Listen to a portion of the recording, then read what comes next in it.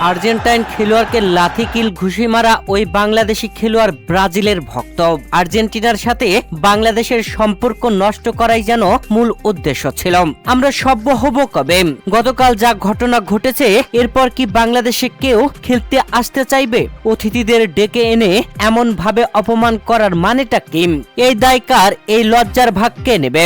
এই ঘটনাটি লাতিন বাংলা সুপার কাপে বাংলাদেশের দ্বিতীয় ম্যাচের দ্বিতীয়ার্ধের ৭৩তম মিনিটের ঘটনা, যেখানে বল নিয়ে কারাকারি শুরু হয় আর্জেন্টিনার ফুটবলার আর বাংলাদেশি এক ফুটবলারের মধ্যে।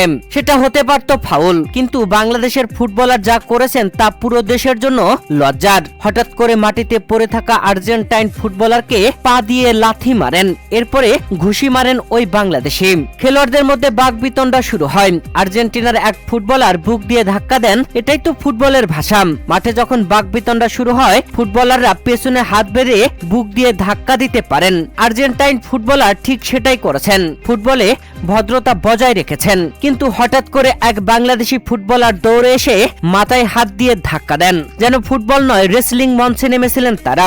এই ঘটনায় বেজায় চটেছে নেট দুনিয়া।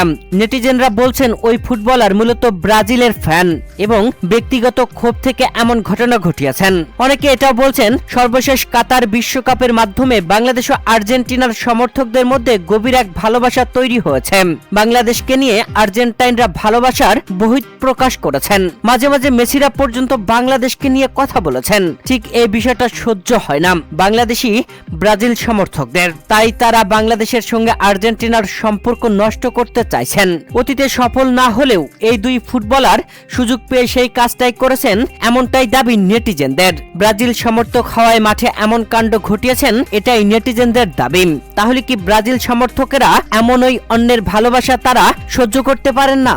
তবে এর চেয়েও বড় লজ্জার বিষয় হলো মাঠে রেফারির আচরণে। নির্দিষ্ট ঘটনায় পুরো দায় ছিল বাংলাদেশি ফুটবলারের, কিন্তু রেফারি কেবল একজন বাংলাদেশি খেলোয়াড়কে লাল কার্ড দেন আর হাস্যকর ভাবে দুজন আর্জেন্টাইন ফুটবলারকে লাল কার্ড দেখান। স্পষ্ট পক্ষপাতিত্ব। রেফারির এই লজ্জাজনক সিদ্ধান্ত বাংলাদেশের দ্বিতীয় গোলের সময়ও প্রমাণিত হয়েছে। বাংলাদেশ ম্যাচের ৫তম মিনিটে মাসুদ রানার গোলে এগিয়ে যায় ১-০। এরপরে ম্যাচের ২১তম মিনিটে আরো একটি গোল করেন মানিক মিয়া। তার আগে লাইন্সম্যান অফসাইড ফ্ল্যাগ তুলে রেখেছিলেন, কিন্তু আশ্চর্যজনকভাবে সেটি অফসাইড না দিয়ে গোল হিসেবে গণ্য করা হয়। খেলা চলার ৭ মিনিট পর আর্জেন্টাইন কোচের দাবিতে গোল বাতিল করা হয়। রেফারির এই লজ্জাজনক সিদ্ধান্তের দায় নেবে কে? পাড়ার খেলাতেও এমন বাজে রেফারিং হয় না। মাঠে একাধিকবার আর্জেন্টাইনরা রেফারির সাথে বাকবিতণ্ডায় জড়িয়ে গিয়েছিলেন রেফারির এমন পক্ষপাতিত্ব সিদ্ধান্তের কারণে।